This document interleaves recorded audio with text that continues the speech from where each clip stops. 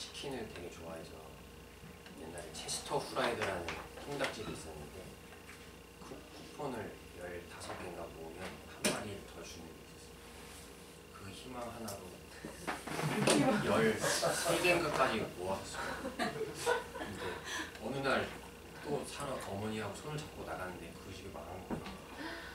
내부 공사를 하고 있는데 한 7살, 8살쯤 됐었는데 그때 인생의 좌절이라는 거죠. 이게 그렇게 이루어질 수 있다라고 생각했던 것이 허무하게 허물어지는 것을 처음 느꼈어요.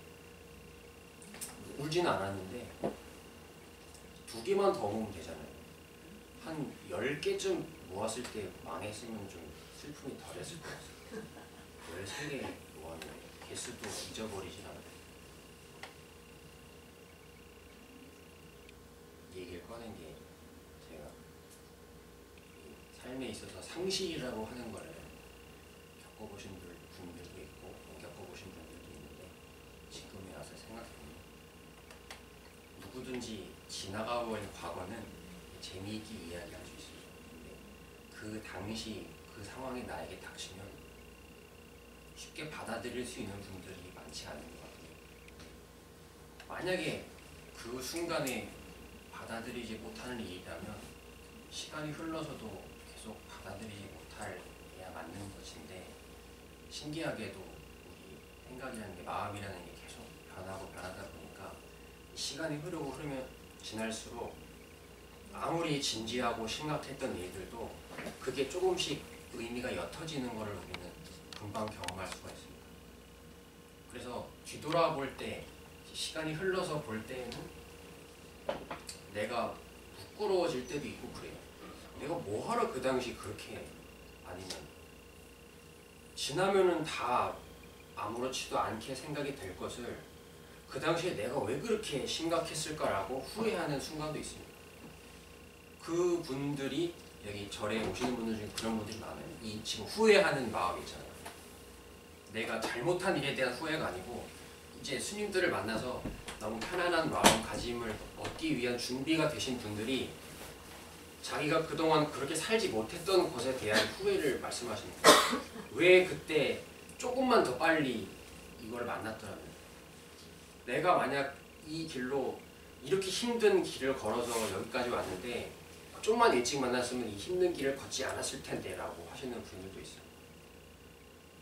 그런 분들한테 스님들이 말씀드리는 것은 그런 법칙은 있을 수가 없다고 합니다. 일찍 만날 수 있는 법칙은 없어요.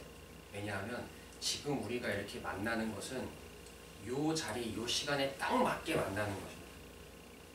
그래서 쉽게 말하면 여러분들이 지금 이 삶을 하나하나 걸어오신 징검다리가 없었다면 그 징검다리가 만약 되게 슬픈 징검다리였건 너무너무 힘들고 진지한 징검다리였건 그 징검다리가 없었다면 오늘 이 자리에 여러분이 앉아있을 수가 없어요.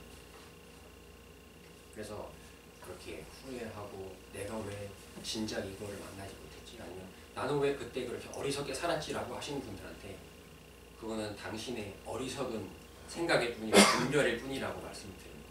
그것도 사실 어떻게 보면 지금 와서 지나간 날들을 돌이켜보는 것들인데 그 모든 것들을 불경에서는 뭐라고 하냐면 생각이라고 표현을 해요. 우리가 하루 종일 계속 반복하고 하는 것들을 생각이라고 말씀하시는데 그 생각이 실제로 있는 게 아니다라고 부처님께서 말씀하십니다. 그래서 똑똑한 사람은 그때 내가 좀만 더 잘했으면 아니면 그때 내가 이렇게 말을 했으면 그 사람하고 마지막 만날 때 내가 한 번만 안아줬으면 이런 생각들을 하시는데 실제로 그러한 것은 허망한 상상에 불과해요. 실제로 있지 않은 일이에요. 그래서 저는 항상 여러분들에게 불경에 대한 내용을 말씀드릴 때 여러분들이 지금이라는 이 순간에서 이익을 찾아가시길 바랍니다. 지난번에 저희가 상주교도소에 법회를 나가고 있는데 죄송합니다. 제가 인사를 아직 안 해요. 저 캠코더로 촬영을 하기 때문에 시작과 끝이 있어야 되거든요. 인사를 한번 이렇게 확장 방문하겠습니다. 안녕하세요. 오랜만에 만나서 반갑습니다. 제가 방금 무슨 얘기했었죠? 네, 상주교도소를 나갈 때 지난번에 제가 교도소 가서 법회를 했었습니다. 무슨 내용을 했었냐면 그 교도소에는 법회를 처음 나오신 분들도 있고 불교를 교도소에 와서 처음 접하신 분들도 있습니다. 어떻게 보면 여러분들하고 그 입장이 비슷하다고 생각하시면 돼요.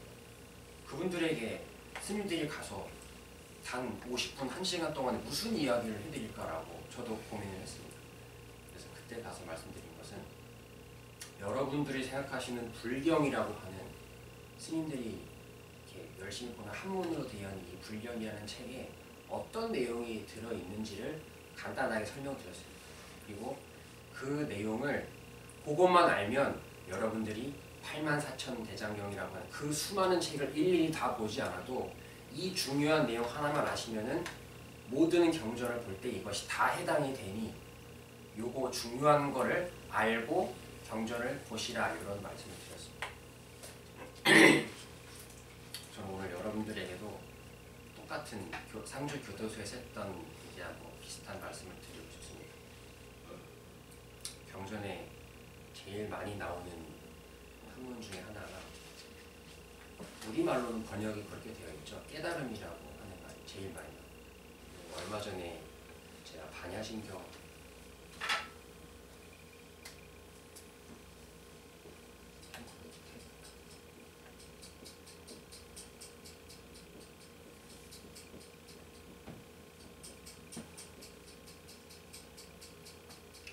여기서 혹시 반야심경 처음부터 끝까지 다 외우는 분 있으세요? 손 들어보십시오.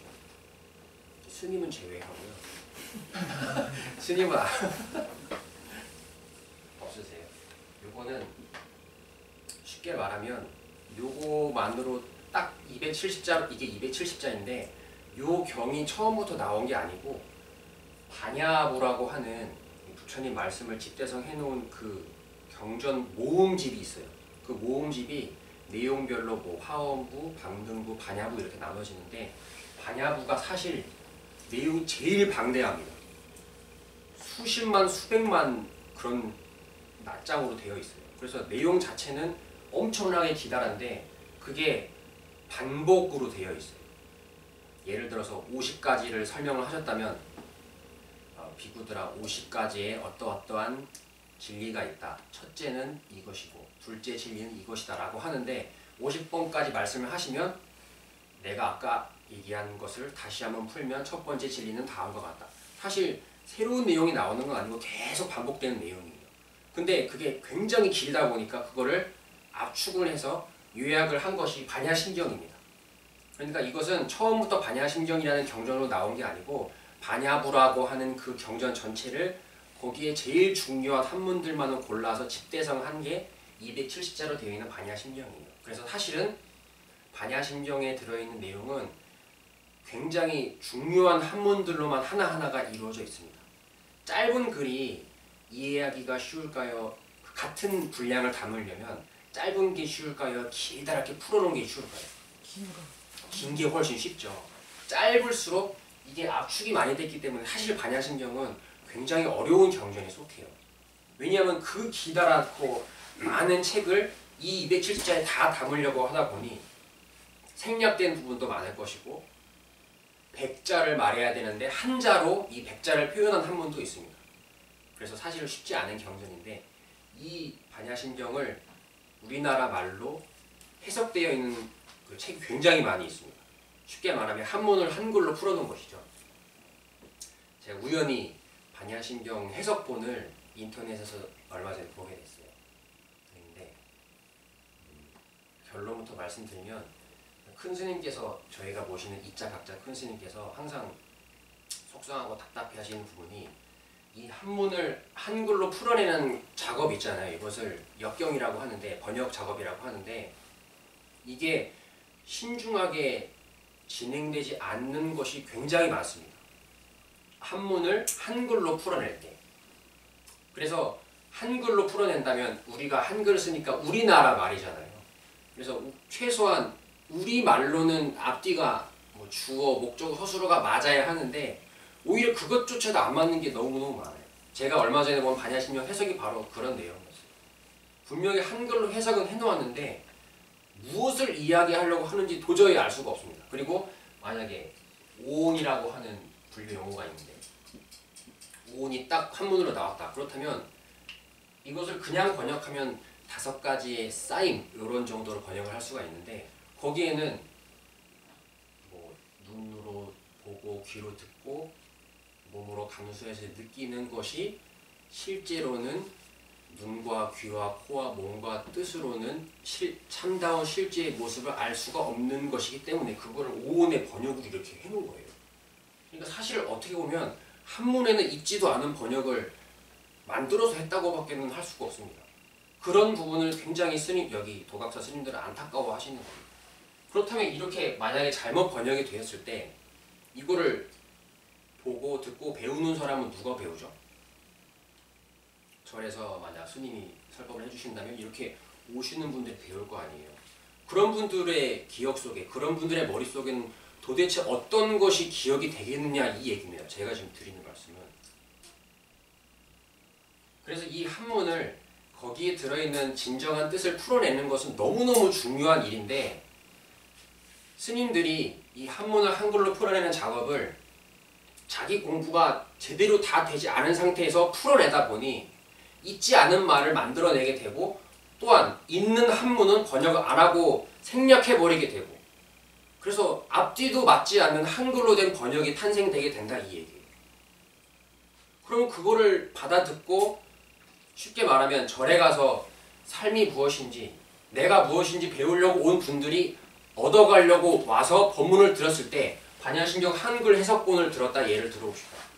그분들은 앞뒤도 맞지 않은 한글을 얻어듣고 도대체 어떤 느낌을 받고 불교에 대해서 어떤 생각을 하고 돌아가시겠냐 이 얘기예요. 스님들이 경전을 한글로 올바로 번역하는 것은 그래서 그렇게 중요한 일입니다. 도각사 스님들은 그래서 불경 번역을 지금 한글로 많이 나와 있다고 했잖아요. 그거를 조금씩 계속 다시 번역하시는 작업을 하고 있어요.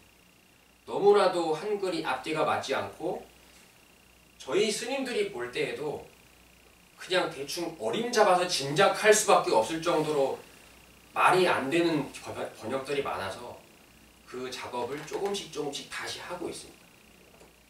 근데 그 작업을 하는 와중에 제가 경전 말씀 아까 처음 드렸는데 경전에 제일 많이 나오는 말이 깨달음이라는 말이라고 했어요.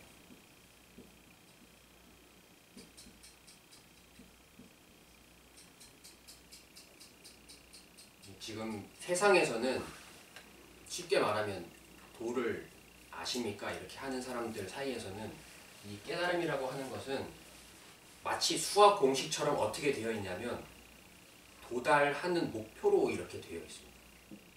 그래서 경전에 나와 있는 어떤 수행의 단계를 마치 계단을 밟아서 올라가듯이 만약 52가지의 계단이 있다. 52층의 계단이 있다라면 내가 열심히 수행을 하면 1층이라는 목표에 도달할 수가 있고 또 더 열심히 하면 2층이라는 목표에 도달할 수가 있다. 이렇게 세상에서는 통용이 되고 있어요. 그래서 이렇게 통용이 되었을 때 어떤 문제가 있느냐 3층까지 나는 갔다라고 생각을 하는 겁니다. 근데 내가 볼 때 이 사람은 열심히 안 해가지고 1층도 못 왔어요. 그럼 무슨 마음이 드냐면 너는 좀 더 열심히 해야겠다. 너는 같이 부처님 법을 배우는 사람이 나랑 똑같이 오면서도 이렇게 빨리 못 와서 되겠냐. 나는 3층까지 왔는데 라고 할 수 있는 상황이 생길까요? 안 생길까요? 생기게 돼요. 쉽게 말하면 위아래가 생기게 돼요. 반야심경 맨 끝부분에 보면 지금 제가 드린 얘기가 왜 말이 되지 않는 얘기인지 말씀드리겠습니다. 시무상주 이 말이에요. 이 반야심경의 주문은 시대신주, 시대명주, 시무상주, 시무등등주, 능계일체고 이 말이 반야심경 맨 끝부분에 나옵니다. 이게 무슨 뜻인가 하면 이것은 위가 없는 주문이다 이 뜻이에요. 이것은 뭘 뜻하는 건가 하면 간단히는 반야심경을 얘기하는 것이고 반야심경에 나오는 핵심 내용은 오직 우리 스스로의 정신을 얘기한 게 반야심경입니다. 그렇다면 정신은 위가 없다. 간단히 말하면 이 뜻이에요. 근데 제가 방금 세상에서 통용되고 있는 깨달음을 목표로 삼고 있는 이것에 대해서 말씀드렸습니다. 만약 어떤 목표가 있는 것이 깨달음이라면, 그리고 우리는 그 깨달음을 이루지 못한 존재다, 이렇게 생각들을 하고 있어요, 다들. 그렇다면 수행에는 단계가 있는 것이고, 단계가 있다라면 위아래가 생기게 됩니다. 나는 3층에 벌써 왔는데 너는 수행이 부족하니 1층밖에 못 왔구나. 더 열심히 해서 나를 따라잡도록 해라. 이건 지독한 나를 주장하는 아상이 생기게 되는 거죠. 근데 반야심경의 끝부분에는 위가 없다라고 했습니다. 정신에는. 이게 무슨 뜻인가 하면, 이 세상은, 온 전체의 세계는 오직 내 스스로의 정신으로만 이루어져 있습니다. 그 간단한 제가 증거를 대보겠습니다. 여러분들이 잠들어 있을 때, 제가 아무리 이렇게 떠들고 있다 하더라도 잠들고 있을 때 여러분이 이 사실을 알 수가 있을까요? 모를까요? 모릅니다. 절대로 알 수가 없어요. 제가 이렇게 막 손 흔들고 떠들고 있는 것은 여러분이 잠들어 있을 때랑은 아무런 상관이 없습니다. 이게 얘기해 주는 게 무엇일까요? 여러분들 앞에 이렇게 세상이 드러나고 있다. 앞에서 머리 빡빡 깎은 남자가 막 떠들고 있다. 이 현상은 여러분이 잠자고 있을 땐 존재하지 않으니 언제만 존재한다는 것을 금방 알 수 있습니다. 인식하고 있을 때, 잠들지 않았을 때, 인식하고 있을 때만 있는 것입니다. 그게 바로 제가 얘기드린 정신이라는 거예요. 정신 깨 있을 때만 이 세상이 존재하는 겁니다. 그래서 지금 여러분이 느끼는 이 삶이라고 하는 것은 사실 내가 잠이 깨어있기 때문에, 정신이 깨어있기 때문에 느껴지는 것일 뿐이지, 내가 정신 잃어버리면 내 삶은 어디에 있냐 이겁니다. 있다라는 증거를 절대로 댈 수 없어요. 왜냐하면 내 정신이 깨있을 때만 삶이 느껴지는 것이 법칙이기 때문에 그렇습니다. 그래서 오직 정신밖에 없음을 안다면, 여러분의 정신만 존재함을 안다면, 이 세상에 있다라고 하는 모든 것들, 내가 여지껏 있다라고 했던 나의 인생, 내 앞에 사랑하는 가족들, 내가 아끼는 모든 것들이 오직 내가 잠 깨 있을 때만 존재하는 것이라는 걸 안다면, 여러분은 오직 내 정신밖에 없구나, 이 사실을 처음 눈치채게 되시는 거예요. 그 어떤 것도 따로 존재하지가 않고 오직 정신만 존재했었구나. 그렇다면 여러분 정신 속에 이 세상 모든 전체가 다 들어와 있는 것입니다. 그렇게 만약에 가정을 해본다면 여러분 정신을 벗어나서 다른 게 있을 수 있을까요? 없을까요? 있을 수 없어요. 그렇다면 정신 말고는 아무것도 없다, 이렇게 표현을 하는 거예요. 그래서 무상, 위가 없습니다. 정신을 뛰어넘어서 그 위의 것은 있을 수가 없어요. 왜냐하면 정신을 뛰어넘은 것은 정신 바깥의 것이란 얘기인데, 정신 바깥의 것은 아까 제가 무슨 예를 들었죠? 뭐 할 때는 아무것도 못 느낀다고요? 자고 있을 때. 자고 있을 때는 무상이라는 개념조차 없습니다. 아무것도 없어요, 그때는.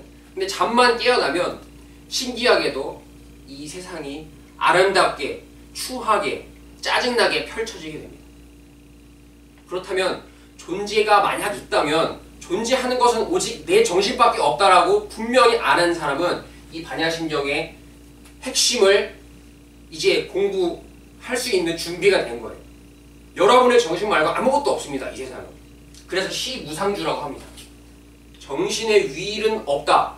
오직 정신밖에 없다. 근데 만약 이거를 아는 사람이라면 수행의 단계가 있다라는 말을 하고, 나는 너보다 도가 높다라고 하고, 여러분들은 깨닫지 못한 존재고 나는 깨달았으니 내가 말을 하는 것을 듣고 빨리 깨달음이라는 목표에 도달하시오라고 말을 할 존재가 있겠냐, 이 소리입니다. 이것은 앞뒤가 맞지 않는 말이에요. 저도 스님이 되기 전에, 또 여기 도각사 스님들 만나기 전에 이것을 도달해야 하는 목표라고 당연히 생각했습니다. 왜냐하면 세상에서 나오는 얘기들이 전부 다 그랬어요. 이것은 쉽게 도달할 수가 없는 목표이다. 인간의 몸을 받고 깨달음을 이룬다는 것은 불가능에 가깝다, 이런 말도 많이 들었습니다. 그럼 제가 그 당시에 저한테는 어떻게 그 얘기가 다가올 수밖에 없겠습니까? 이거는 열심히 해서 도달하는 목표라고밖에 받아들일 수가 없는 거예요.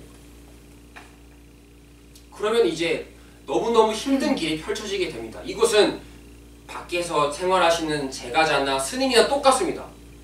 노력을 하기 시작하는 거예요. 만약 이게 이제 나는 도달을 못했고 도달해야 하는 목표라는 말을 안 들었을 때는 오히려 낫습니다. 이걸 모를 때는. 근데 만약 이렇게 승복을 입고 수행을 한다는 성직자로 있으면서 이거를 굳게 믿게 되는 거예요. 깨달음은 도달해야 되는 목표이다 라는 생각을 가진 상태에서는 잊지 않은 공연한 노력을 이제부터 하기 시작합니다. 무슨 노력을 하게 되냐면 한 단계 한 단계 올라가서 깨달음이라는 목표에 빨리 가야지 사람들이 나를 존경할 것이 아닌가, 아니면 사람들이 내 말에 귀를 기울일 것이 아닌가, 내가 깨달아야지 얘기를 해줄 수가 있으니까 이런 일들이 벌어지게 되는 거예요. 그래서 계속 노력을 하고 공부를 하는데 반야심경에 나오는 내용이 공이라는 말 되게 많이 나옵니다. 우리가 쉽게 뭐 공연불이다 하고 헛짓이다 이런 얘기 많이 하잖아요.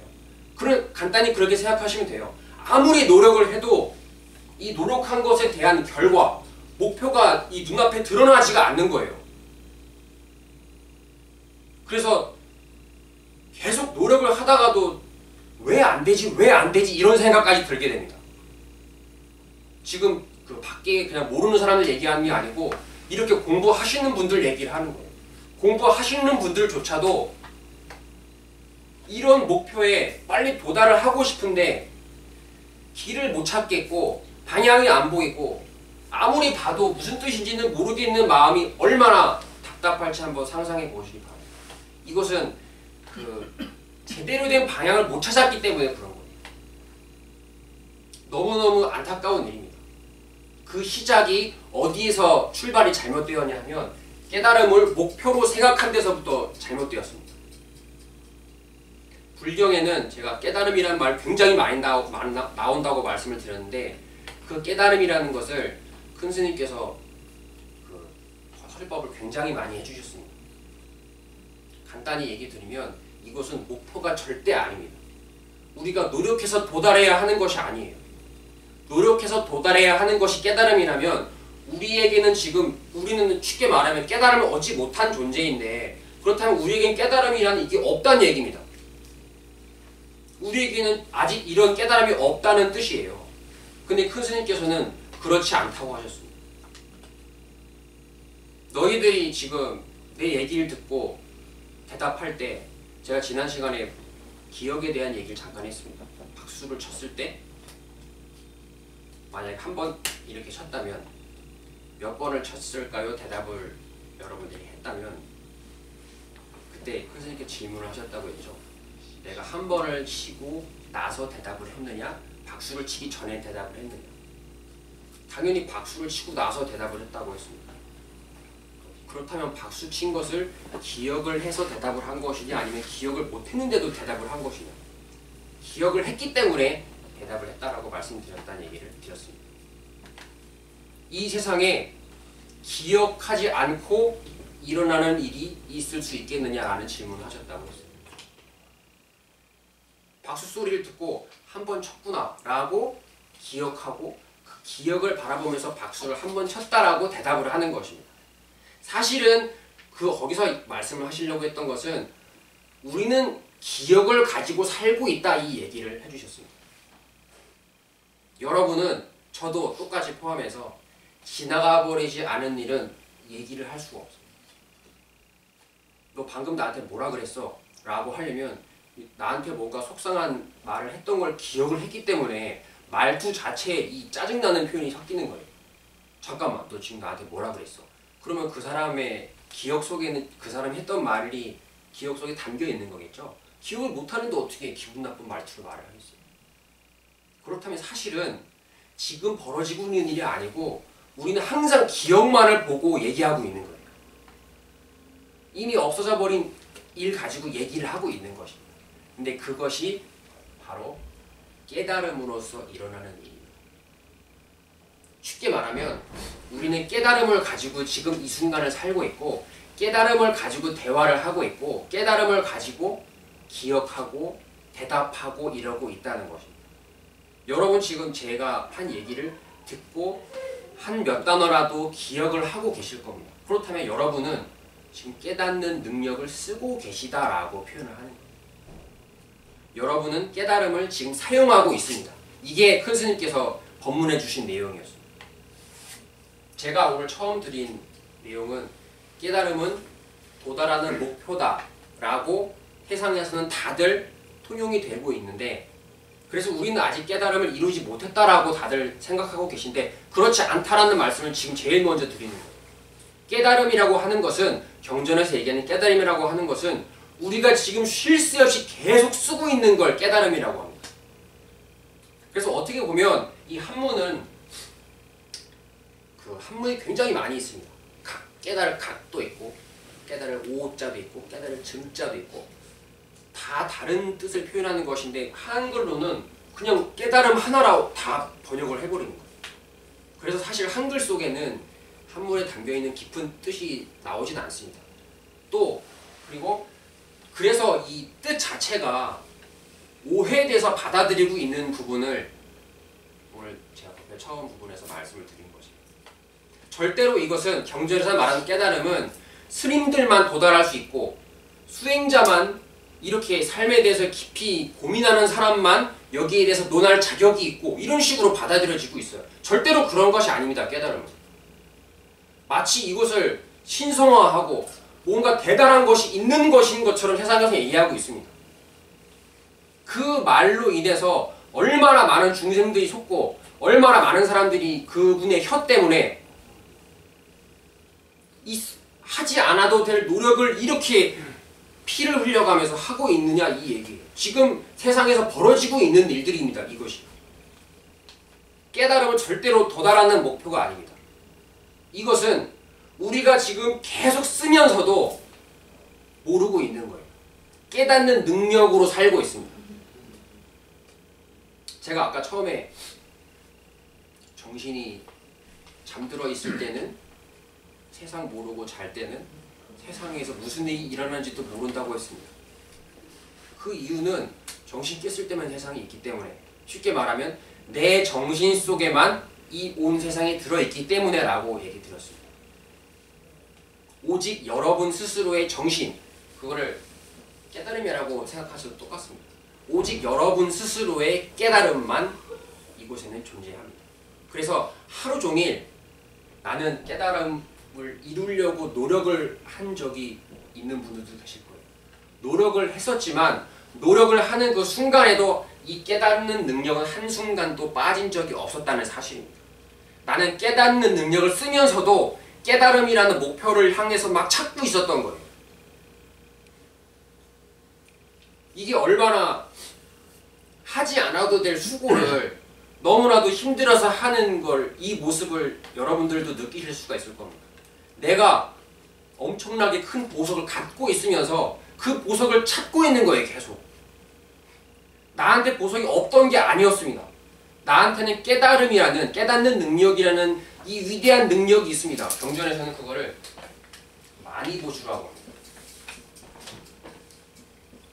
이게 마치 그 한문으로는 구슬, 영롱한 구슬, 아름다운 형형색색의 보석으로 표현이 되는데, 이 보석은 너무나도 진귀한 보배라고 하는데, 사람들은 경전에 나오는 거니까 그냥 만이보주라고 하는 진귀한 보석이 그 당시 인도에 있었겠구나 라고만 생각을 하는데, 이것은 내 스스로의 정신을 뜻하는 것입니다. 정신이 없이는 아무리 더럽고 추한 광경도 느낄 수가 없어요. 그래서 옛날에 큰 스님께서 말씀하신 본문 중에 이것이 더럽고 추하다라고 얘기하기 전에 어떻게 보면은 저의 어리석음을 일깨워 주신 거예요. 이것이 더럽다라고 하지 말고, 이것이 추하다라고 하지 말고, 이것이 더럽다라고 느낄 수 있고 추하다라고 느낄 수 있는 너의 그 느낄 수 있는 능력에 감사하라고 하셨습니다. 저희는 한 번도 그 생각은 안 해본 거예요. 내가 지금 정신이 깨있으니까 더러운 걸 느낄 수 있겠죠? 정신이 깨있으니까 이것이 추하다라고 하고 멀리 하려고 해요. 싫어해요. 내 마음에 들지를 않으니까. 나는 이 세상에서 제일 사랑스러운 것이니까 내 주변에는 사랑스러운 것들을 두지만, 그 사랑스러운 것들에 반하는 것은 더럽다라고 얘기하고 싫어하고 미워하려고 합니다. 근데 우리들조차도 그렇게 더러운 것을 밀어내려고 하는 모습이 당연히 보이실 수가 있겠죠. 스승님의 눈에는. 그래서 그때 말씀을 하시는 겁니다. 너네는 지금 이것이 더럽다라고만 얘기하고 추하고 싫다라고만 얘기하는데 그렇게 더럽다라고 얘기하는 너희들의 정신 능력, 추하다라고 깨달을 수 있는 너희의 정신 능력 자체가 얼마나 위대한지를 생각해 보라고 하셨습니다. 이것은 전 세계 어디를 가도 들을 수 없는 이야기입니다. 오직 부처님 말씀 경전에서만 있는 내용이고 도각사 스님들을 통해서만 있을 수 있는 내용입니다. 여러분들의 위대한 능력, 제가 지난 시간에 여로 시작하는 두 단어를 간단히 소개한 적이 있는데 기억나시는 분 있으세요? 열애? 누가 말씀하셨어요? 아래버사님. 박수 한번 쳐주세요. 순식간에 우등생으로 등극하셨어요. 열애라는 말을 잠깐 드렸었는데 오늘은 주제가 또 다른 것이니까 여기에 대해서는 간단하게 말씀드리겠습니다. 이것은 여러분들의 위대한, 제가 방금 위대한 능력이라고 했죠. 여러분의 정신 능력은 참으로 위대합니다. 왜냐하면 더러운 걸 느낄 수가 있어요. 여러분. 그럼 여러분 정신은 사실 더럽지가 않은데 더러워질 수가 없습니다. 근데도 더럽다라고 깨달을 수가 있습니다. 제가 깨달음은 목표가 아니라고 아까 처음에 말씀드렸죠. 절대로 이건 도달하는 게 아닙니다. 내가 지금 쓰고 있는 거를 한글로 표현하면 깨달음이라고 표현을 하시면 돼요. 당신 지금 뭐 하고 있냐 물어보면 뭐 설거지하고 있다고 말씀 안 하셔도 난 지금 깨닫고 있다라고 하면은 이제 눈이 동그래지겠죠. 이 사람이 지금 어디서 뭘 배워가지고 희한한 얘기 하나 할 겁니다. 굉장히 유식하고 높은 표현 방법이지만 틀린 말이 아니에요. 여러분 지금도 쉼없이 깨닫고 있습니다.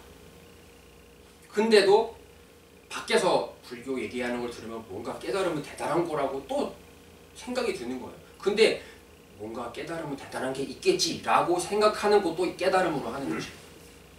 나는 한 번도 깨달음을 벗어난 적이 없다. 그 깨달음이라고 하는 걸 이루는 위대한 보이지 않는 법칙을 그냥 이름 붙여서 열애라고 한다라고 간단히 말씀드렸습니다. 이거는 보이지 않는 법칙을 뜻한다고 했어요. 그때 예로 든 것이 나무를 제가 예를 들었어요. 나무가 가지가 뻗치고 초록빛으로 커지는 모습은 우리 눈에 보입니다. 하지만 그게 조그만 묘목에서 점점 자라고 풍성해지는 그 법칙이 만약 없다면 나무를 생장시키게 하는 법칙, 생명 원동력 그것이 없다면 어떻게 나무가 자랄 수가 있겠느냐라고 큰 스님께서 질문하셨어요. 그것은 법칙이에요. 사실 나무라고 하는 것은 우리는 겉에 보이는 초록색 잎사귀, 기둥 이런 것이 나무라고 생각하는데 그 나무를 자라게 할 수 있는 힘이 있잖아요. 법칙, 그것이 진짜 나무라고 하셨습니다. 그거를 열애라고 하는 거예요. 여러분이 지금 눈앞에 보이는 거를 사랑하거나 싫어할 수 있습니다. 하지만 그 눈앞에 보이는 것 말고 그렇게 사랑할 수 있게 한 어떤 원인들이 있을 것이고 사랑할 수 있게 만든 어떤 보이지 않는 연결고리들이 있을 거예요. 그 보이지 않는 법칙들을 열애라고 합니다. 그렇다면 사실은 이 일들의 전 사단은 그 보이지 않는 법칙이 전부 다예요. 보이지 않는 것들이 계속 이어졌기 때문에 저가 나를 뭐 미워하니까 아니면 이거는 나를 너무 싫으니까 이런 생각들이 이어진 덕분에 지금의 일이 벌어지게 되는 거예요. 그렇다면 사실은 보이지 않는 법칙이 지금 이 순간 벌어지는 모든 일들의 진짜 근원이라고 할 수가 있는 거죠. 그래서 열애는 여러분의 근원입니다. 제가 지난 시간에는 법칙이라고 말씀드렸는데 지금의 나라고 하는 자존심이라고 하는 내 인생이라고 하는 것을 이루는 근원이 보이지 않는 열애라는 법칙이고 여기서 변태가 돼서 이제 우리가 쉽게 말하는 정신이 깨서 막 생각을 하고 번뇌를 하고 요거는 좋은 거고 저거는 싫은 거고 라고 막 생각을 굴리게 되면 그때는 이제 열애에서 출발된 쉽게 말하면 법칙에서 빚어진 어떤 그 생산품이라고 봐야 됩니다. 그것은 나는 내 진짜 모습은 알고 보면 생산품을 만들어내는 공장이었어요. 근데 내가 공장이라는 사실을 모르고 거기서 빚어진 생산품, 쉽게 말하면 슬픔, 아니면은 짜증남, 기쁨 이런 것이 나인 줄을 여지껏 알고 있었단 말이에요. 근데 이건 내가 될 수가 없었어요. 계속 변하는 것이 특성이고 자취도 없이 또 다른 생각을 하게 되는 거예요. 이 생각하다가 또 저 생각하다가. 이거는 진짜 내가 아니었다는 얘기입니다. 이걸 아는 존재들이 이제 도대체 그러면 진짜 나는 뭘까 하다가 이 모든 생산품들이 나온 근원을 보니 보이지 않는 투명한 법칙밖에 없더라. 이것이 경전에서 열애라는 법칙으로 표현을 합니다. 제가 오늘 법의 처음 부분에 깨달음이라는 말을 막 되게 화를 내면서 얘기했잖아요. 그래서 무슨 목표라고 생각하고 있다고 했고, 도각사에서 말씀드리는 깨달음이라는 것은 도달되는 목표가 아니다. 제가 오늘 말씀드린 경전에 나오는 깨달음이라는 뜻은 어떤 의미로 받아들이시라고 말씀드렸죠. 이거는 목표가 아니고 어떤 것이라고요? 가지고 있다. 내가 가지고 있다라고 받아들이시면 됩니다. 내가 지금도 계속 쓰고 있다. 이게 깨달음이에요. 그렇다면 이거는 뭔가 대단하고 거창한 게 아니고 내가 지금 너무나 평범하게 말을 하면서도 쓰고 있는 게 깨달음입니다. 여러분이 그럼 이제 앞으로 경전에서 깨달음이라는 말이 나온다면 받아들일 자세가 틀리게 받아들이실 수 있는 거예요. 이건 나하고 먼 나라의 얘기가 아니고 지금 내가 생각하고 지금 내가 얘기하고 지금 내가 받아들이는 이 자체에 대해서 얘기를 하고 있구나라고 경전을 바라보실 수 있어야 된다 이 얘기입니다. 무슨 말인지 아셨나요? 네. 그래도 법회를 몇 번 했다고 바라보고 하는 거에서 뭔가 이 교감이 느껴지는 것 같아요. 조금이라도 전에 들어본 얘기시니까 귀에 못이 끼도록 그래도 들었으니까 그래도 오늘 저런 얘기를 또 하시는구나 라는 눈빛을 제가 많이 느꼈습니다. 오늘 제가 처음 드린 말씀은 깨달음이라는 말씀이었고, 오늘 주제는 혹시 제가 카페 공지는 따로 저희가 바빠서 올리지 못했는데 오늘 공지는 이거였어요. 인과법이라는 것입니다. 이건 쉽게 말하면 원인이 있으면 결과가 있다 이 뜻이에요. 사실 불교 용어인데도 그냥 우리가 생활하면서도 너무나 많이 씁니다. 너가 지금 하는 일은, 너가 지금 받는 일은 반드시 네가 전에 했기 때문에 자업자득이지 뭐 이런 식으로 말씀을 하십니다. 경전에는 인과라는 한문이 굉장히 많이 나옵니다. 거기에 대해서 간단히 말씀드리겠습니다. 이 부제가 오늘 뭐였냐면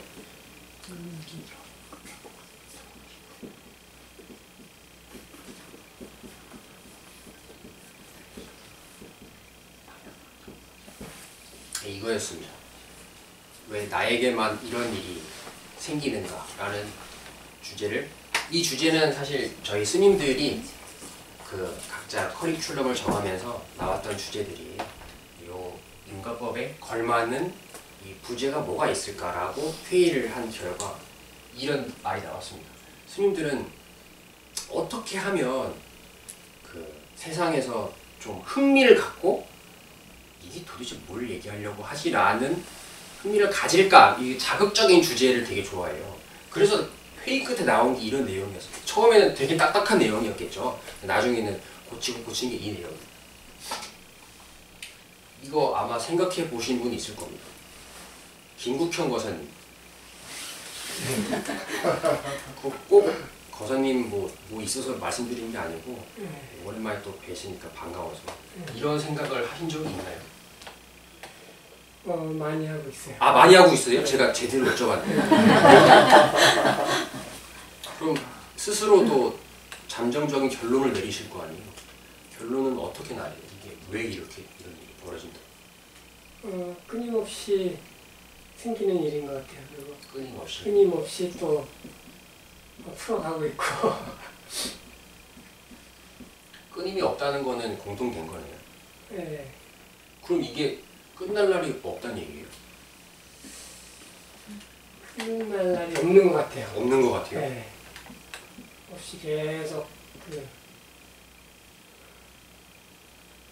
그 생각을, 그게 끝이죠 그러면? 우선은 끝이죠?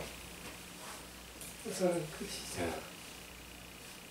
그럼 그 다음 순간에 기분이 좀 안 좋아지시겠네요? 만약에 이게 뭐 안 좋은 일이라고 하면 이게 끝나지 않는다는 생각을 스스로 하게 되면 어떤 생각이 드세요?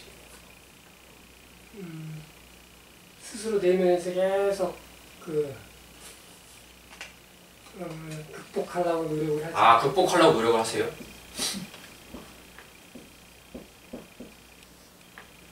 그럼 그거는 직접 실천에 옮기시고 하는데 그런 노력이 효과를 본 적이 있으신가요? 효과가 없는 것 같은데. 효과가 없는 것 같아요. 점점 왜 이런 일이 자꾸 그럼 그렇게 기분이 또 더 안 좋아지시겠네요. 예, 그러시구나. 고맙습니다. 솔직하게 이렇게 말씀해 주셔서. 사실 이렇게 질문하는 것도 거짓말로 하시는 분 되게 많아요.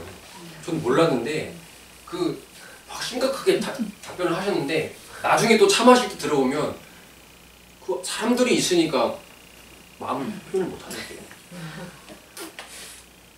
네, 거사님은 제가 그래도 몇 번 뵈서 진짜 말씀하시는 것 같아요. 속마음. 끊임없이 일어나는 것 같고 극복하려고 노력을 하는데도 안 되는 경우도 있다고 하셨습니다.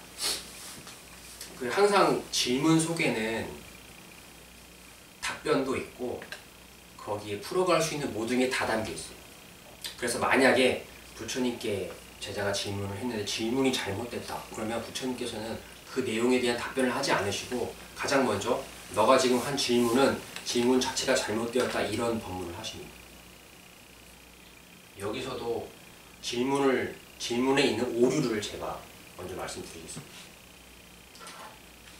이 나라고 하는 것을 서로가 명확하게 한 뒤에 이 질문을 해야 됩니다. 이 나라는 게 명확히 생겼다면 뭐 예를 들면 이런 거 일이라는 것도 나에게 일어나는 일이잖아요. 오직 나에게만 일어나는 일이죠. 근데 내가 만약에 이해하고 있는 바가 중구난방이라면 이런 일이 벌어진다 해도 중구난방으로 받아들이게 되는 것이죠. 그래서 이거를 먼저 서로 간에 명확히 확립을 하고 질문에 대한 답변을 생각해 보는 게 제일 중요합니다. 그래서 제가 나에게만 이런 일이 생긴다고 할 때 그 나를 한번 같이 생각해 보는 시간을 갖도록 하겠습니다. 제가 지난 시간 법문한 그 내용에 되게 많이 이 나라고 하는 게 들어있어요.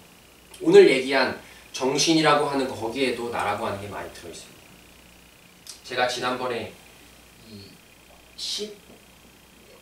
15개 요 불교 용어인데 요거를 법문을 했었습니다. 혹시 기억나는 분 있으세요? 공책을 뒤적이시는 어떤 부살님이 계신데 아 적어놓진 않으셨네요. 혹시 뭐 기억 남는 건 없어요? 15개 18개? 적어놓으셨어요? 18개 맞아요. 네, 기억이 났어요. 아 기억나셨어요? 네, 지금 앞에서 얘기한 거 듣고 하신 건 아니에요? 아니요. 갑자기 불현듯 기억이 났어요. 고맙습니다. 욕 같아서 말씀드려요. 네, 18개라고 하는 불교 용어가 있는데 제가 지난 시간에 간단하게 말씀드렸습니다. 이거는 뭘 뜻하는 거냐면 18가지를 얘기하는 거예요. 18가지가 뭘 18가지라고 하느냐 6가지씩 3개가 있습니다. 이걸 합해서 18개라고 해요. 육진이라고 하는 것이 있습니다. 진은 티끌 진자를 써요. 글씨를 못 써서. 육근이라고 하는 것이 있습니다. 이것은 뿌리 근자를 씁니다. 마지막으로 육식이라고 하는 개념이 있습니다. 이것은 임시식자를 씁니다. 그래서 6가지의 티끌이라고 얘기하고 6가지의 뿌리라고 얘기하고 6가지의 인식이라고 얘기합니다. 그래서 도식을 하면 이게 요 3가지가 모인 것이 나라고 합니다. 불경에서는 나라는 말을 따로 말씀하시진 않아요. 이것이 모이면 진과 금과 식이 모이면 나라고 하는 느낌이 느껴지게 된다라고 합니다. 왜냐하면 나는 무엇이다 라고 말씀을 하지 않으시는 이유는 나는 원래 정해져 있지가 않아요. 단 한순간도 똑같은 기분으로 산 적은 없습니다. 나는. 어제의 기분 틀리고 1시간 전 기분 틀리고 1초 전의 기분이 틀려요. 그럼 나는 정해져 있지가 않다는 것입니다. 이걸 많은 사람들이 인정하면서도 믿으려고 하지 않습니다. 나는 원래 없다는 사실을. 고정되어 있는 것이 없다면 그것은 없다라고 봐야 맞는 거예요. 딱 정지돼서 있는 그 특성이 없습니다. 어느 순간에 어느 점을 딱 꼬집어서 나라고 할 수가 있겠습니까? 말을 하는 순간이 나라고 하자니 말하자마자 어떻게 돼버리죠? 지나가 버리는 거예요. 그건 지나가 버리는 걸 진짜 나라고 할 수가 없어요. 진짜 이 순간에만 딱 있는 것이 나입니다. 근데 그거를 잡을 수가 없기 때문에 나는 무아라고 부처님께서 말씀하셨습니다. 나는 원래 따로 존재하지 않는다. 고정되어 있지 않다라고 했습니다. 그래서 경전에서는 이 진과 등과 진근식이 모이면 어떤 세계가 벌어지는데 그것을 나라고 느낀다. 나라는 느낌을 갖게 된다. 이렇게 합니다. 즉, 이 세 가지 중에 뭐 하나가 빠진다 하면 나라는 느낌을 가질 수 없다라는 얘기입니다. 그렇다면 이것이 모여서 나라는 느낌을 갖는다는 것인데 이게 특성이 뭔지만 간단히 말씀드리겠습니다. 육지는 6가지인데 색깔 이런 것들 얘기하는 거예요. 이 바깥에 있는 거 얘기하는 겁니다. 육지는. 이 색깔들은 눈에는 보이는 것이지만 불을 끄면 순식간에 이 색깔들은 없어져 버립니다. 그러면 우리는 물어볼 수가 있죠. 이 색깔들이 어디로 갔습니까? 물어본다면 뭐라고 대답을 해야겠습니까? 김혜란 보세요. 만약에 불 꺼서 죄송합니다. 너무 놀래게 해요. 놀랐어요. 불을 껐을 때 순식간에 이 휘황찬란한 색깔들이 없어지잖아요. 새까맣게 되면. 그때 누가 와서 이 색깔들이 어디로 갔죠? 물어보면 어떻게 대답을 해야 되죠? 정신인가요? 보살님 그냥 순수하게 느끼는 거 말씀하시는 거예요. 모르겠어요. 정답을 말씀하셨어요. 저도 모르는 어디로 가는지. 이게 어디로 가서 무슨 박스에 들어가는 게 아니에요. 색깔은. 불 끄면 순식간에 없어지는 거예요. 불 켜면 어디서 오는지도 모르게 순식간에 이렇게 딱 드러나 버립니다. 이거는 그러면 어디서 오고 어디로 간다라는 말을 사실은 딱히 할 수가 없는 거예요. 빛이 밝아지면 그냥 색깔이 보인다고 하는 거고 빛이 어두워지면 없다고 하는 거예요. 근데 빛은 재질이 뭘로 되어 있죠? 돌덩어리로 되어 있나요? 빛은 어디에서 막 찬란하게 비치는 거죠? 그냥 이 창공에 있는 거죠. 빛은 허공에서 비치는 거예요. 색깔은 허공이 밝아지면 색깔이 드러나고요. 허공이 어두워지면 색깔이 어두워진다고 표현합니다. 그렇다면 세계 정체는 허공하고 사실 다르진 않은 거예요. 허공이 밝아지면 색 드러나는 거고 허공 어두워지면 색깔 없는 겁니다. 그래서 불 끄면 허공이 어두워지면 순식간에 이 색깔은 어딘지도 모르게 사라져 버리는 것이 그 이유. 소리 이런 것들이 말하자마자 없어지고 아무리 심각한 소리도 없어지고 있는 듯 하다가도 없어지고 녹음을 해도 녹음을 트는 순간 사실 아까 했던 그 목소리는 아니고 녹음된 소리죠. 녹음된 소리고 그것도 말하는 족족 다 없어져 버립니다. 지금 잠시도 머물지 않고 잡을 수가 없는 그런 것들을 설명드리는 거죠. 냄새, 맛, 감촉, 뜻, 의미라고 쓰겠습니다. 여기까지는 5가지, 오진, 이 앞에 있는 5가지라고 이야기를 하고 거기에는 따로 내가 사랑하는 것, 싫어하는 것 이런 의미가 담겨있지 않아요. 우리가 그냥 어두워있다 불을 딱 킨 순간에 바라보는 그 광경에는 나의 싫고 좋음이 들어가 있지 않습니다. 근데 그거를 보고 내 기억과 맞춰본 후에는 이제 나만의 의미가 탄생하게 돼요. 이거 내가 싫어하는 거, 이거 내가 좋아하는 거. 그게 6번째 의미라고 합니다. 사람들은 그래서 의미로 사는 거예요. 이 5가지에는 어디에도 내 사랑이나 내 미움 같은 건 존재하지가 않습니다. 그게 육진이라고 합니다. 6가지. 유크는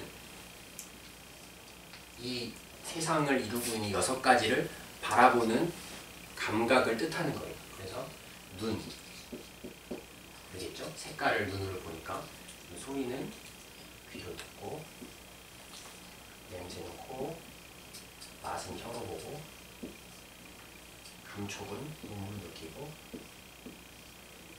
의미는 마음속에 보이지 않는 뜻으로 판단하고 사랑하고 합니다. 이거는 특성이, 이 육진의 특성은 생멸법입니다. 찰나를 견디지 못하고 사라져버려요. 아까 소리가 그랬고 색깔도 불 끄면 없어지는 거라서 마치 신기루하고 똑같은 거예요. 색깔은 절대로 가질 수가 없습니다. 아무리 사랑한다고 해도. 냄새도 있는 듯 하다가도 어느새 없어져 버리는 것이고, 얘네는 특성이 있는 듯 하지만 아무것도 가질 수가 없어요. 그게 육진입니다. 부처님께서 말씀하신 나를 이루는 요소 중에 하나가 육진인데, 육진은 6가지로 되어 있습니다. 색성향 이촉법으로 되어 있는데, 이것은 이 중에 단 한 가지도 내가 실제로 소유할 수 있는 것이 없어요. 왜냐하면 머물러 있을 수가 없습니다. 얘는 있는 것 같지만 어느 순간 퇴색돼 버리고 달라져 있어요. 그렇다면 이거는 가질 수 없다. 실제로 있는 것 같지만 절대로 가질 수 없다. 이게 육진의 특성입니다. 유크는 얘네를 느끼는 놈이에요. 유크. 쉽게 말하면. 그래서 뿔이라고 합니다. 이 일체 세계를 다 느끼는 근본이 바로 나의 감각입니다. 그래서 내 감각이 없으면 이 앞에 육진은 존재한다라고 얘기할 수가 없어요. 눈이 없는 사람은 태어날 때부터 장님은 색깔을 아무리 설명해줘도 알 수가 없다라는 말씀이 있습니다. 왜냐하면 색깔은 따로 존재하는 게 아니었고 눈이 있는 존재에게만 색깔이 있는 것입니다. 색깔을 얘기하려면 사실은 눈이 있을 때에만 색깔을 얘기하는 거예요. 얘네는 떨어질 수가 없는 관계입니다. 제가 지난번에 열애라는 법칙에 플러스 마이너스가 있다라고 했는데, 양의 법칙 플러스는 육진을 얘기하는 것이고 마이너스 음의 법칙은 육근을 얘기한다고 생각하시면 됩니다. 귀, 코, 혀, 몸, 뜻, 이 6가지로 이 세상을 느끼는데, 얘네는 특성이 그겁니다. 텅 비어 있어야 되는 게 특성이에요.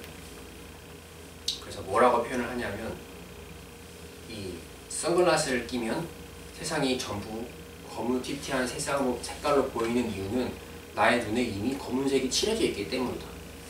근데 선글라스를 벗게 되면 이 다양한 색깔들을 모두 볼 수 있게 되는데, 그렇다면 너의 눈은 무슨 색이냐? 라고 질문을 하게 됩니다. 그래서 곰곰이 생각을 해봐도 무슨 색인지를 잘 모르겠어요. 내 눈은. 나는 무슨 색인지 다 볼 수는 있는데 그것을 보는 내 눈이 무슨 색인지를 말할 수가 없다는 겁니다. 그래서 궁금해가지고 거울을 보게 됩니다. 그랬더니 뭐가 보여요? 흰 동자하고 검은 동자가 보입니다. 아, 그럼 내 눈은 흰색하고 검은색입니다 라고 얘기를 했더니 그것도 아니었어요. 왜냐하면 거울에 비친 내 눈의 색깔은 내가 보는 색깔일 뿐이에요. 그거를 보는 놈이 또 있을 거 아닙니까? 그 놈이 무슨 색이냐고 묻는 거예요. 그 눈은 마치 밤에 눈을 감고 잠 잘 때 꿈을 꾸잖아요. 그때는 눈을 감고도 휘황찬란한 세상이 보이듯이 그 꿈을 보는 눈이 여러분의 진짜 근입니다. 그래서 여기 경전에 나오는 눈, 귀, 코, 이거는 여기에 이 고기로 만들어진, 누르면 막 짜면 피나는 이런 고기로 된 눈, 코, 귀를 얘기하는 게 아니에요.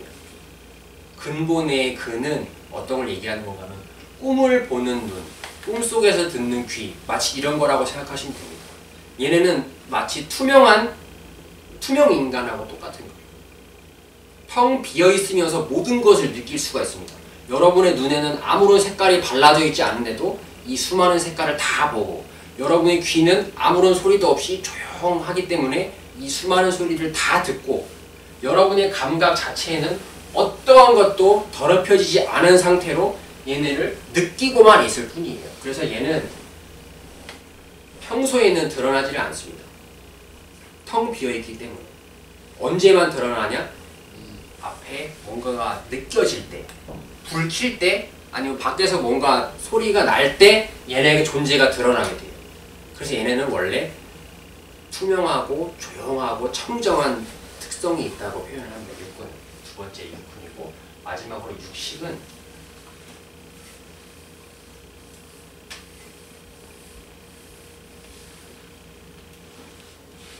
육진과 육군이 만나서 육식이 나온다라고 이렇게 표현을 합니다. 쉽게 말하면 눈으로 색깔을 바라보면서 거기에 대해서 어떤 생각을 하는 거예요. 이건 어떤 색이구나. 이건 어떠한 사람이구나. 이게 지금 나에게서 다 일어나는 일들입니다.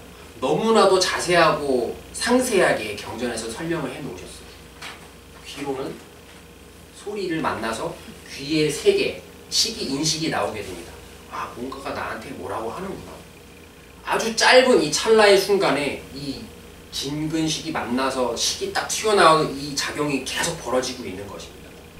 아, 뭔가가 나한테 욕을 하는 것 같다 라는 인식도 나오고, 코로는 아, 뭔가 냄새가 나는구나 라고 인식이 나오는 것을 근과 진이 만나서 식이 튀어나온다라고 표현을 합니다. 그래서 얘는 뭐라고 표현을 하시냐면, 제가 지난번에 강아지랑 강아지 만나서 강아지 새끼 나온다고 표현했죠. 그게 이거 얘기 드린 거예요. 그리고 박수 소리하고 똑같습니다. 왼쪽 손바닥하고 오른쪽 손바닥하고 부딪히면은 박수 소리라는 게 튀어나옵니다. 그럼 박수 소리는 육식인데, 박수 소리는 왼쪽 손바닥에서 나왔냐 오른쪽 손바닥에서 나왔냐라고 또 큰 스님께서 질문하셨습니다. 어디서 나온 것일까요? 이광민 목사님. 박수 소리. 왼쪽 손바닥에 박수 소리가 들어있나요? 그죠? 여기는 박수 소리는 없죠. 오른쪽 손바닥에도 없습니다. 그러면 어떻게 말을 해야 될까요? 박수 소리는 어디서 나오냐고. 이렇게 말하면 됩니다. 만나서 나온 거라고 하면 됩니다. 근데 만나면 왼손바닥, 오른손바닥 만나면 손바닥에 나와야지 왜 소리가 나오냐는 거예요. 이거는 도깨비 같다고 표현합니다. 정체몰놈이 나오는 거예요. 이게 지금 내가 느끼는 삶에 순간순간 계속 깨닫는 능력으로 이 식을 뿜어내고 있거든요. 나도 모르게.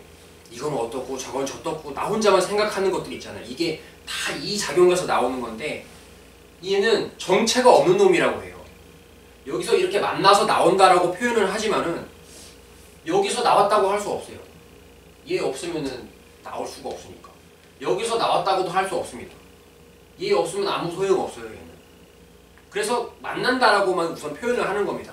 이 둘이 만나면 나오는 것인데, 눈으로 저 사람을 봤을 때 사랑하는 하트가 뿅 나온다라고 지난번에 예를 들었는데, 그렇다면 이 사랑하는 감정이 눈에서 나온 것이냐 저 사람 모습에서 나온 것이냐, 이것도 똑같은 질문이에요. 만약에 눈에서 나오는 것이라면 저 사람이 나타나지 않아도 사랑을 느껴야 하는 것이고, 저 사람 모습에서 사랑이 나오는 것이라면 내가 저 사람 보지 않을 때에도 계속 사랑이 느껴져야 됩니다. 저 사람에서 사랑이 나오는 것이기 때문에 나는 몰라야 됩니다. 사랑이라는 느낌을. 이게 도대체 정체가 뭐냐 이거예요. 생각이 나긴 나는데 이 정체는 어디서 나오는지 알 수가 없다는 얘기입니다. 그래서 도깨비라고 표현하고 정체 모를 놈이라고 경전에서는 나와요. 근데 우리는 평생 동안 하는 짓이 뭔가 하면 이거를 나로 삼습니다. 이 식을. 하루 종일 하는 게 이 식이에요. 육식. 쉽게 말하면 생각하는 일입니다. 제가 아까 정신 속에는 오직 내 정신 속에 모든 세상이 다 들어있다라고 표현을 드렸는데, 그렇다면 정신이 바로 내 삶의 정체이고 정신이 전부 다다 이렇게 받아주셔도 됩니다. 정신이 뭔가 보니 이걸로 돼 있어요. 18개. 정신이 지금 하는 일이 뭔가 보니까 계속 세상하고 나하고 감각하고 만나서 쉴 새 없이 인식을 하고 있습니다. 생각한다라고 표현하는 거예요. 근데 그 생각하는 일이 어디서 나오는지를 알 수가 없고, 여기에도 생각이 없고 여기도 생각이 없는데 이상하게 도깨비 같은 놈이 나오는 거예요. 얘는 믿을 만한 게 못 됩니다. 이게 오늘 제가 드리고 싶은 제일 중요한 내용. 믿을 만한 게 못 된다. 이건 뭔가 하면 내 생각이에요. 나에게서 일어나는 생각들. 이거를 이제 딱 간단하게 한 문장으로 하면 내 생각은 믿을 게 못 된다 이 뜻입니다. 내 생각은 육진하고 그거를 느끼는 육군하고 사이에서 나오는 육식을 우리는 내가 생각한다 이렇게 얘기를 해요. 근데 얘는 보이는 것도 아니고 밖에 세상에는 생각이 없고 나한테도 사실은 생각이 따로 들어있진 않아요. 만나서 나온다라고 표현을 하는데 만나면은 손바닥이 만나면 손바닥이 나와야지 왜 정체 모를 놈이 나오냐 이겁니다. 세상하고 눈하고 만났으면 세상하고 눈이 나와야지 이상한 생각이라고 하는 게 나오는 거예요. 얘는 도깨비입니다. 그래서 진실하게 믿어줄 만한 것이 안 됩니다. 내 생각은 잠시도 머무르지 않는 이유가 그것이고 도깨비라서 잡히지도 않는 이유가 그것이고 어디서 나왔는지도 모르는 이유가 도깨비랑 똑같은 것입니다. 절대로 여러분 스스로에게 일어나는 생각을 진짜 이거는 나다라고 주장하지 마시기 바랍니다. 이거만큼 어리석은 일이 없어요. 부처님께서 제일 법문을 오래 하시면서 강조하시고 반야심경에도 중간에 보면 무아님이 설신의 무색성량미 족법 무안긴이지 무의식계 무무명 전부 다 무로 시작하는 낱말들이 나옵니다. 이것은 보이지 않는 정신 속에서 일어나는 모든 일들은 없는 걸로만 이루어진 것이다라는 뜻이에요. 여러분들이 그렇게 아끼고 사랑하는 내 생각도 그 정신으로 만들어진 것입니다. 그게 과연 정신 속에 들어있는 그 법칙을 벗어날 수 있겠느냐 이거예요. 그거는 재질이 원래 없는 걸로 된 것이라서 얘들도 사실은 재질이 없는 걸로 된 겁니다. 근데 제가 우선 간단하게 우리가 이해하기 쉽게 그림을 그린 것이고 이거는 지금 보이지 않는 작용을 제가 글씨로 표현한 것이에요. 이거는 법칙을 설명한 것이고 없는 일을 얘기하는 건데 이상하게 생각이 있는 것 같아요. 나한테는. 나의 삶이 있는 것 같고 생각할 때는 정신이 들었을 때는 나의 자존심이 진짜로 있는 것 같고 화낼 일이 진짜로 있는 것 같고 지나가 버린 일이 진짜로 있는 것 같습니다. 내가 생각할 때만 생각으로 만들어진 것이라서 그래요. 그 모든 일들이. 근데 오늘 얘기한 내용이 뭐였냐면 내 생각은 절대로 믿을 만한 게 못 된다는 거예요. 생명력이 없습니다. 이것은. 어디서 나왔는지도 모를 뿐더러 어디로 가는지도 알 수가 없어요.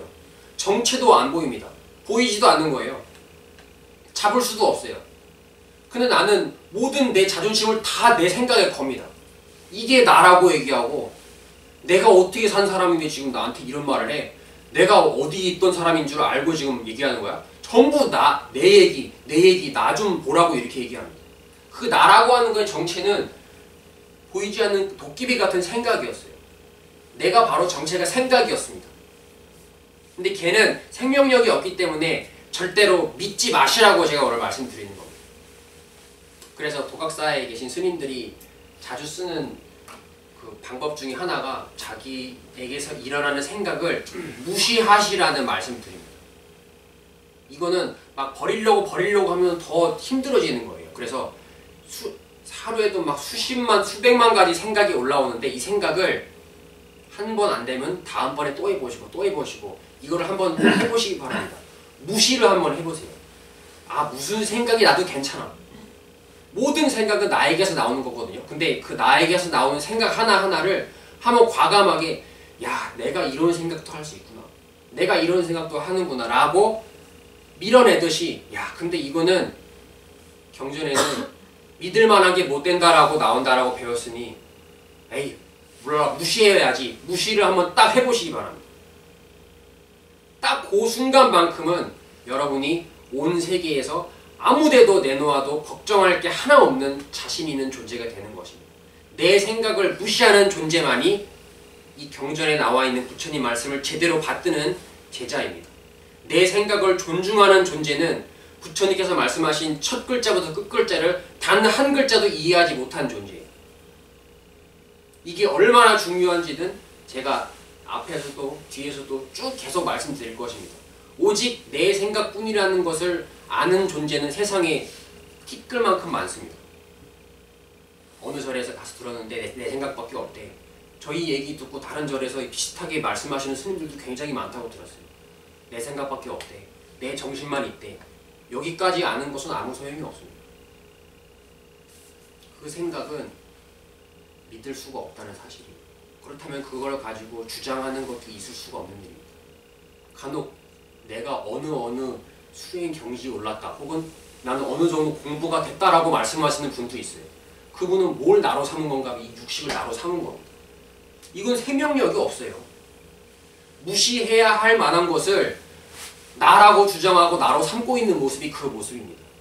그거를 교만이라고 하고 아만이라고도 표현을 하고 더 이상 공부를 못하는 경지가 된다라고도 부처님께서 말씀하셨어요. 내 생각은 절대로 존중할 만한 것이 못 됩니다. 이것은 여러분이나 스님들이나 이 얘기를 듣지 않은 수많은 존재들이 똑같이 적용되는 것입니다. 모두 자기 생각만으로 살고 있습니다. 자기 스스로의 세계만으로, 정신 세계만으로 살고 있습니다. 하지만 거기서 일어나는 모든 생각들은 믿을 만한 것이 못 됩니다. 그거를 존중해 주지 마시기 바랍니다. 그거를 무시하는 순간 여러분의 앞길에 너무나도 찬란한 만이보주의 길이 펼쳐지게 됩니다. 이것은 앞에도 한 번도 경험해보지 못했던 것이고 이번 생에도 처음 겪는 일일 수도 있습니다. 스님들은 그것을 기쁨으로 삼고 하루하루를 사시는 분들이 내 생각 무시하는 것을 스님들은 취미로 합니다. 그래서 스님들이 진지하게 싸울 일이 없고 정말로 얼굴을 붉히면서 다툴 일이 있을 수 없습니다. 나를 진정으로 주장하지 않기 때문에 그 주장하지 않는 방법은 내 생각을 무시하는 게 여러분에게 제일 빠른 길이라는 것을 오늘 제가 마지막으로 말씀을 드리고 마치려고 합니다. 오늘 주제는 원래 왜 나에게만 이런 일이 생기는가였는데 제 별명이 또 다른 데로 빠지는 거라고 저번에 말씀드렸죠. 별로 상관이 없다라고 느끼실 수도 있지만 나에게만 왜 자꾸 이런 일이 생기는가라고 물었던 분들이 만약 나라고 하는 것이 믿을 수가 없는 것이라는 사실을 아신다면 이런 일이 벌어지는가라는 불만을 내가 가질 이유가 있을까 곰곰이 생각해 보시기 바랍니다. 내 생각을 무시하는 존재에게 왜 나만 갖고 그래? 라고 하는 말이 나올 수 있을지 법칙상으로 그게 가능할지 여러분이 집에 돌아가시면서 가만히 계산을 해보시기 바랍니다. 오늘 제 법문 이것으로 마치고 짧은 시간 동안 허리 아픈데 고생 많으셨습니다. 고맙습니다. 질문이 한 게 있습니다. 질문 드려도 됩니까? 아까 스님께서 말씀하시기를 항상 깨달음은 목표가 아니고 깨달으면서 산다고 말씀하셨는데 그러면 석가모니가 보리수 나무에서 깨달아갖고 뭐 참 큰 우리가 이 불교라는 원조가 됐다고 저는 알고 있는데 그럼 그 깨달음과 우리 깨달음은 어떤 차이가 있는 건지. 예. 우리가 지금 얘기하는 깨달음으로 산다라고 하는 거하고 네. 석가모니 부처님이 보리수나무 아래에서 깨달으신 깨달음하고 어떤 차이가 있는 건지 예. 그것도 어떻게 보면 세상에 알려지면서 왜곡 전해진 부분이 너무나도 많은 거예요. 그 불경에 나와 있는 것들은 비유적인 부분이 굉장히 많다고 하는데 예. 사실은 그 비유가 실제인 사실을 얘기한 게 엄청나게 많습니다. 보리수라고 하는 것은 지혜의 나무를 이야기합니다. 정신에 있는 나무예요. 보리수 나무라고 하는 그 나무를 그 이름이 써진 나무 밑에 가서 앉으셨다는 이야기가 아니고 우리는 항상 보리수, 이 지혜라고 하는 정신이라고 하는 그 나무 위에 바탕을 두고 서 있습니다. 제가 오늘 말씀드린 것처럼 나는 정신이 없으면 아무런 이야기도 할 수 없다고 말씀드렸듯이 내 정신이 그럼 제일 위대한 것이지 온 우주에서 내 정신보다 더 위대한 게 무엇이 있겠느냐? 정신 말고는 아무것도 없다. 이것을 안다면 보리수 나무 위에 앉아 있다라고 이야기를 할 수 있는 거예요. 부처님께서 거기에서 우리가 깨달음을 얻었다라고 표현을 하는데 우리가 받아들일 때는 그렇게 전해지고 있지만은 부처님께서 말씀하신 내용이 바로 반야심경 이런 경전에 있는 내용들입니다. 거기에서 쉴 새 없이 설한 내용은 깨달음이라고 하는 것은 제가 오늘 말씀드린 그 내용을 부처님께서 설법을 하셨습니다. 나는 처음에 깨달음이 얻을 수 있는 것인 줄 알고 몸을 혹사시켜도 보고 몸을 괴롭히면은 정신이 자유로워진다는 얘기도 듣고 고행으로도 가보고 여러 가지 방법을 해보고 육사외도를 만나면서 수행을 해보았지만 이것이 옳은 길이 아니라는 것을 쉽게 말하면 깨달음이 목표라는 것을 두고 수행하는 이들을 따라서 같이 다녀봤는데 그것이 옳은 길이 아니라는 것을 알게 되었다. 그래서 내가 보리수 나무 아래에서 거기서 표현하는 바로는 조용히 선정이 들어서 본 결과 이것은 연기법이다, 인과법이다 이런 말씀을 하셨는데 모든 것은 원인이 있어서 결과가 일어난다 이런 법문을 하셨거든요. 근데 거기에 드러나는 핵심 내용은 이 온 세계는 오직 나의 정신만으로 다 드러난다는 것이 핵심 내용이었습니다. 그렇다면 이 정신이 바로 깨달음이 하는 짓인데 깨달음이 어떤 것인 줄 알고 계속 목표로 삼고 가는 존재들에게 부처님이 해주신 말씀이 경전에 나온 말씀이에요. 목표로 삼고 가는 것이 너가 지금 마치 보석을 품 안에 안고 보석을 막 구하려고 하는 것과 같다라는 비유를 들어서 해주신 겁니다. 그래서 사실 부처님께서 보리수나무 아래 앉아 계신 그 시간 동안에 어떤 목표에 도달했다라고 우리가 받아들일 수 있는데 그렇지는 않다라고 생각하셔도 좋을 것 같습니다. 부처님께서 그렇게 사유하시고 이렇게 큰 법문을 남겨주실 수 있었던 것은 사실 부처님이 인간의 몸을 받아 나온 게 한 80년 정도 되시는데 그 한 생 동안 가능한 일은 절대로 아니에요.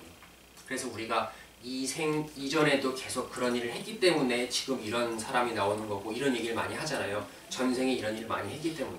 그래서 부처님도 전생담이라고 하는 것이 있습니다. 예전에 부처님이 어느 몸으로 있을 적에 어느 짐승으로 있을 적에 어떤 일을 했고 하는 것이 그 사람의 지금 모습, 지금 말하는 것, 언행은 이번 생애로만 결정되는 것이 아닙니다. 같은 몸을 가지고 나왔으면서도 생각하는 게 다 틀린 이유가 그 앞전에 무수히 많은 동안 이렇게 법문을 하고 설법을 하지 않으셨으면 어떻게 부처님이 이번 생에 그 짧은 시간 동안 이 큰 말씀을 남겨줄 수가 있겠어요? 그렇게 생각하시면 좋을 것 같습니다. 좋은 질문 해주셨는데 답변이 되었는지 잘 모르겠습니다. 네, 고맙습니다.